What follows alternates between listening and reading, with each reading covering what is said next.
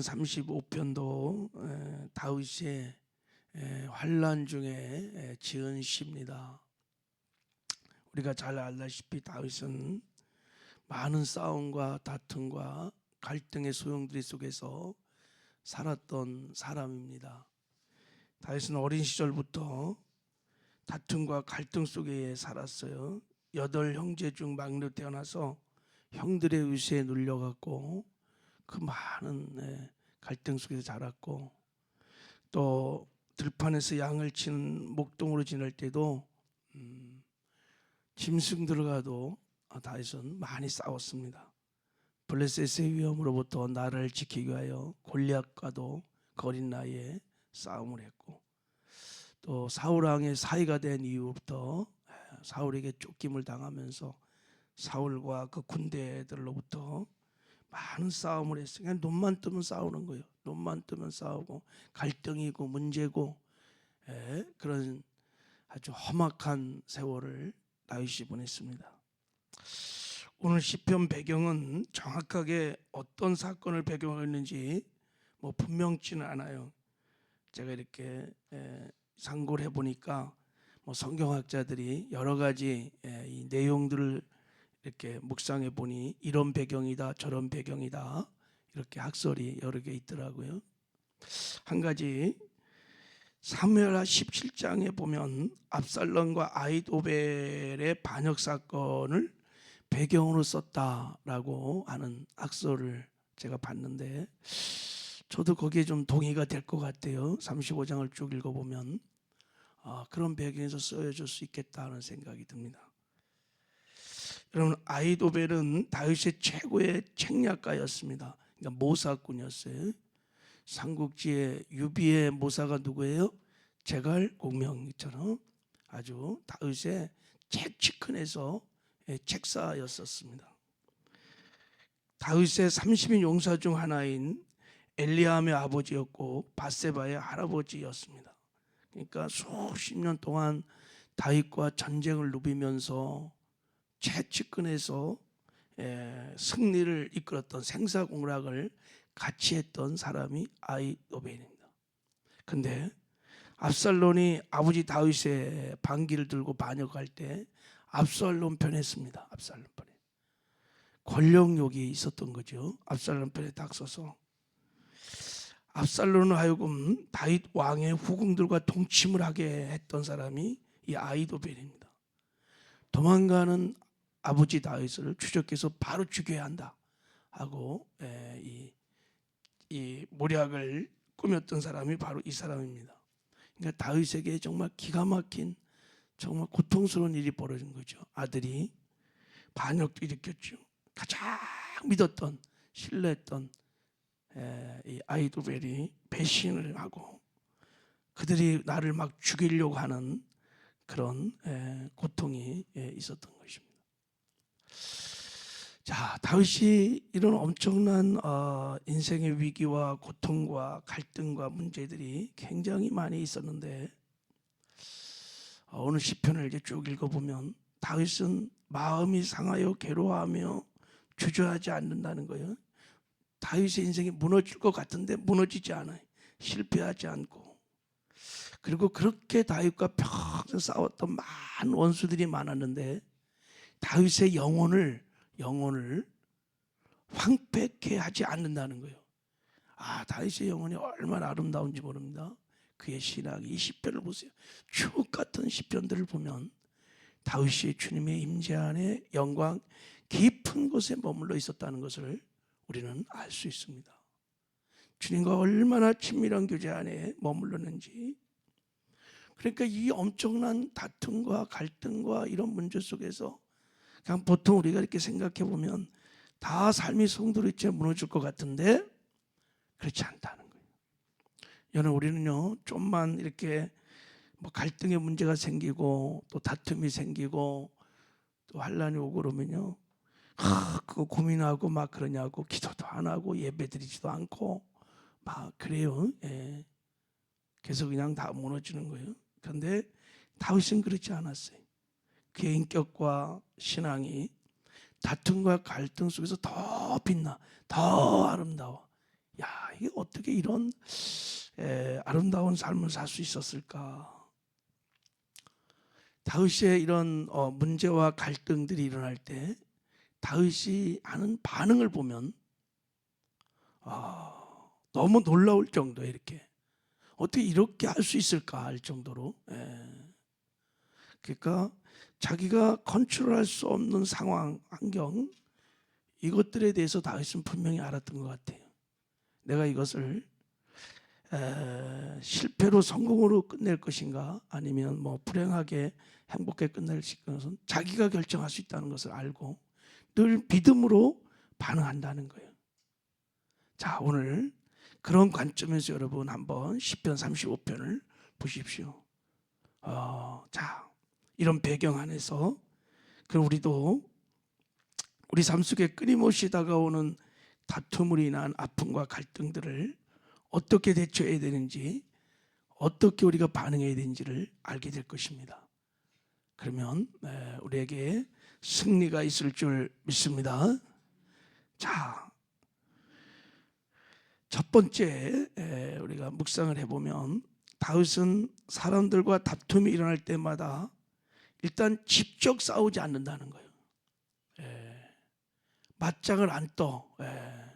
그리고 그 문제를 하나님께 가져가서 하나님께 싸워달라고 맡기는 거예요. 이게 쉽지 않은데 놀라운 다윗의 행동입니다. 자, 한번 1절을 한번 읽어보겠습니다. 시작. 여호와여, 나와 다투는 자와 다투시고 나와 싸우는 자와 싸우소서. 보통 사람들은 원수를 만나면 자신이 믿고 있는 어떤 것을 가지고 자기를 지키려고 그래요. 그래서 막 주먹으로 쓰든지 돈을 사용하든지 백을 동원하든지 사람의 힘을 막 빌리든지 어떻든 간에 해결하고 싸우고 막 해요. 근데 다윗은 그렇게 하지 않아요. 다 하나님께 맡겨요. 맡겨. 자신 앞에 다가오는 수많은 시기, 모함, 학대, 배신들 앞에서 일일이 그것과 함께 맞서지 않고 직접 그것과 싸우려 하지도 않고 그리고 그런 원수들을 죽일 수 있는 기회가 있는데도 안 죽여요. 이게 다윗이 문제와 갈등과 다툼 속에서 다윗이 반응하는 거예요. 왜 그렇게 반응할까? 여기는 몇 가지 이유가 있을 것 같아요. 먼저는 다윗이 자신들을 배반한 사람들, 자신을 모함한 사람과 맞짱을 뜨면 그들을 미워하고 그들의 원수가 된다는 것을, 자기도 그들처럼 똑같은 사람이 된다는 것을 알고 있었던 것 같아요. 직접 자기를 배반한 사람들, 모함하는 사람과 상대하면 자기도 똑같이 되는 거예요. 그렇죠. 막 미움이 생기고 분노가 생기고 심한 욕도 하고 저주도 하고 살인도 해야 되고. 그래서 다윗은 스스로 적을 절대 만들지 않습니다. 어쩔 수 없는 적이라도 하나님께 다 맡겨. 자, 어느 정도 심하냐면 여러분 사무엘하 6장에 보면 다윗이 이제 압살롬 반론이 막 일어나서 아히도벨과 함께 막 반란이 켜갖고 도망가잖아요. 그때 베냐민 지파의 시므라고 하는 사람이 다윗을 막 저주하기 시작했어요. 그때 다윗이 뭐라고 그러냐면, 그때 아비새 장군이 왕이시여 제가 가서 단칼에 저놈을 죽이리까, 그 정도 힘이 있었지만 다윗은 그렇게 말하지 않아요. 이렇게 말합니다. 그가 저주하는 것은 여호와께서 그에게 다윗을 저주하라 하심이니 내가 어찌 그리하였느냐 할 자가 누구겠냐. 또 다윗이 아비새와 모든 신하들에게 이르되 내 몸에서 난 아들도 내 생명을 해하려 하거든 하물며 이 베냐민 사람이야. 여호와께서 그에게 명령하신 것이니 그가 저주하게 버려둬라. 혹시 여호와께서 나의 원통함을 감찰하시리니 오늘 그 저주 때문에 여호와께서 손으로 내게 갚아 주리라. 하나님께 다 맡기는 거예요. 우린 보통 사람들은 이렇게 반응하지 않습니다. 그리고 그런 것을 가지고 다툼이나 모함이나 죽이려 했던 것들을 가지고 자기를 성찰합니다. 내 안에 저렇게 저주를 쏟아붓고 있는 시므이가 있다. 그 시므이를 다루는 거예요. 사울왕이 계속 자기를 죽이려 했을 때 싸우지 않습니다. 제거하지 않아요. 죽일 수 있는 기회가 몇 번 있었어요. 근데도 건드리지 않아요. 그리고 다윗 안에 있었던 사울을 죽이는 것을 합니다. 다윗 안에 시퍼렇게 살아있는 사울 왕을 다윗은 죽여요.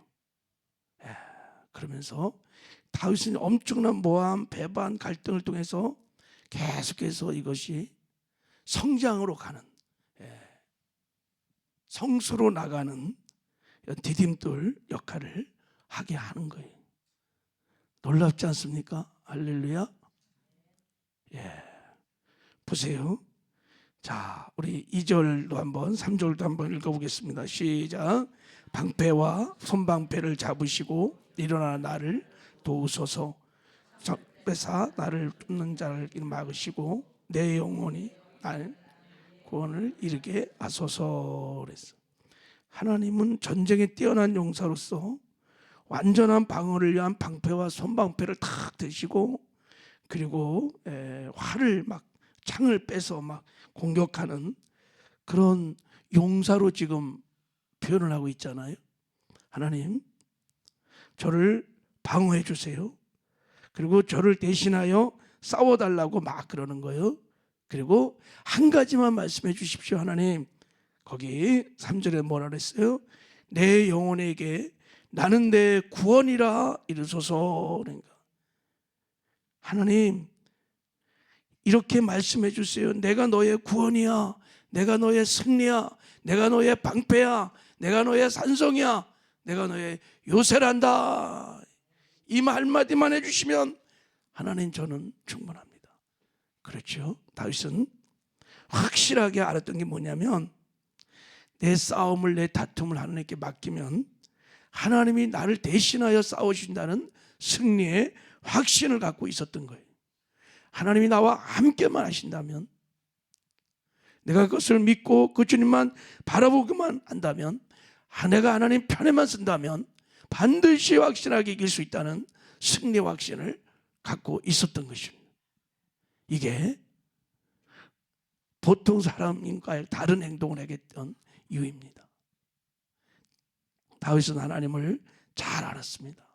하나님이 내 편만 되시면 문제가 없다는, 다 이긴다는 거예요. 감히 누가 하나님을 대적하여 싸우겠어요? 그러니까 맡길 수 있었던 거예요. 시편 118편을 보면 6절 7절에 여호와는 내 편이시라.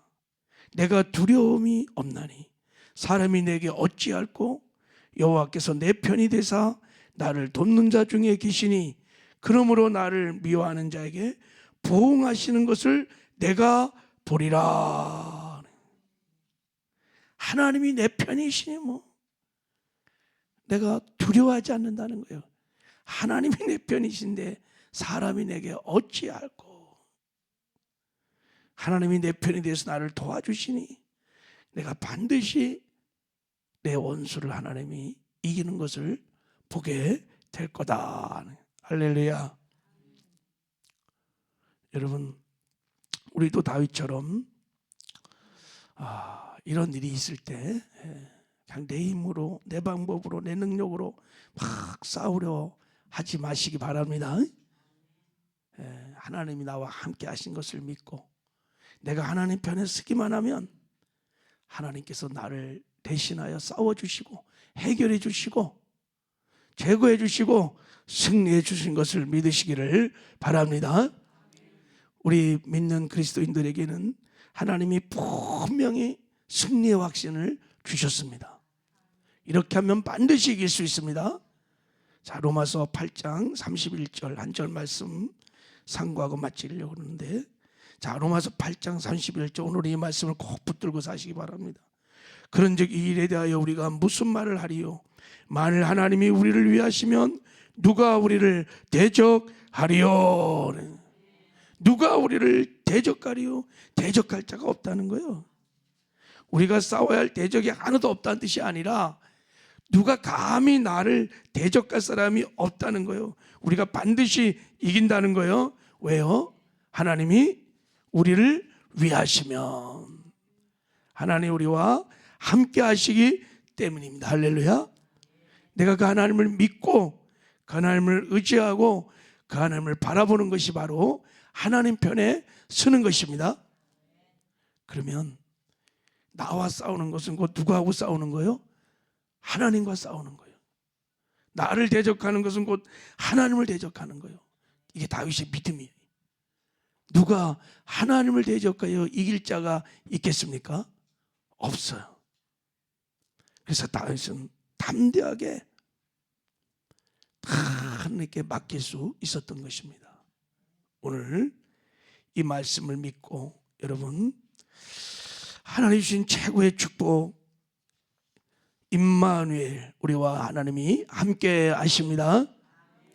그 하나님을 믿음의 눈을 열어 바라보시고 의지하시고 하나님 편에 서시기를 바랍니다. 그리고 다 맡기면 하나님께서 그 믿음을 통하여 우리에게 내 힘으로 내 능력으로 이기는 승리가 아니라 하나님의 은혜로 하나님의 능력으로 이기는 여호와 니시의 승리가 있게 될 줄 믿습니다. 이런 은혜가 우리 모두에게 있기를 주님의 이름으로 축복합니다. 하나님 감사합니다. 이 다윗의